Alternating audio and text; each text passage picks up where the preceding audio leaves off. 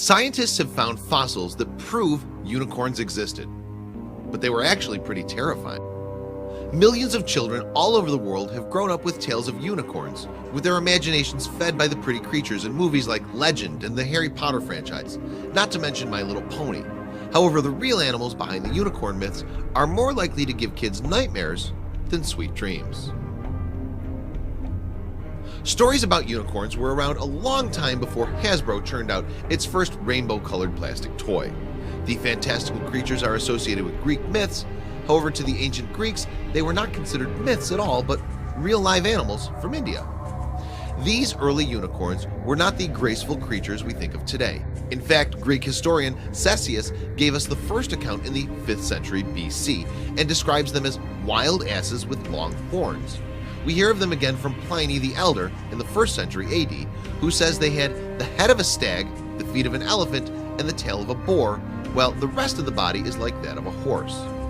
The single-horned magical beast is not only a European myth, but China and Japan both have their own versions of unicorns, the Qilin and Kirin respectively.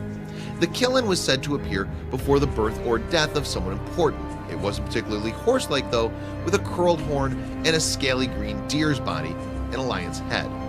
Some people believe the Bible contains references to unicorns, although most scholars say this is actually a mistranslation of the Hebrew word re'em.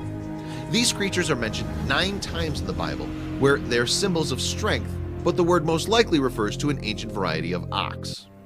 Strength continued to be one of the attributes assigned to unicorns into the Middle Ages. An Alexandrian merchant and traveler from the 6th century, Cosmas Indicopleostis, passed on Ethiopian accounts of the unicorn being a ferocious beast with its power originating in its horn. Saint Isidore of Seville, who lived in the 7th century, also described the unicorn as a strong animal able to kill elephants by stabbing them in the stomach. During this time, unicorns weren't all mystical horses yet, sometimes still being described as more like asses or goats. In medieval times, many also thought that unicorn horns were composed of a substance called alicorn. They were believed to have magical properties capable of neutralizing poison and curing mental and physical disease. One group to profit especially from this belief were the Vikings, who ran a thriving trade in narwhal horns from the Arctic Ocean, which they sold as unicorn horns. Other real animals that may have inspired the unicorn myth are the oryx, eland, and oryx, and perhaps 2-horned animals that lost a horn through mutation or a fight. Another possibility is the Indian rhinoceros, and as we'll see, something like a rhinoceros might actually be the origin of the unicorn myth. Then in 1808, a newly discovered species called Elasmotherium was named after Gotthard Fischer von Waldheim, director of the Natural History Museum at Moscow State University. Previously, the Elasmotherium had only been identified by fossils and was believed to have been extinct for 350,000 years. Brandt suspected the Siberian Elasmotherium of being the basis of a Tatar myth about a unicorn with a gigantic horn. However, since the Elasmotherium was thought to have disappeared about 350,000 years ago, no humans would have been around to see them. Then in March of last year, the skull of an Elasmotherium was unearthed in Kazakhstan, putting the date of extinction much later, only 29,000 years ago. Now there was at least a chance that Elasmotherium would have been around long enough to be seen by humans and inspire the unicorn legend.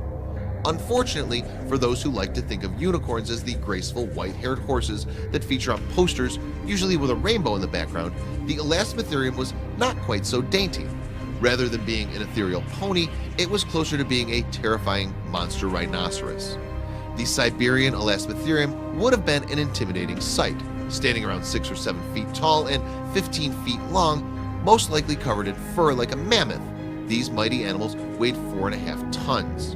No definite size has yet been given for the horn, but it may have been up to 6 inches long.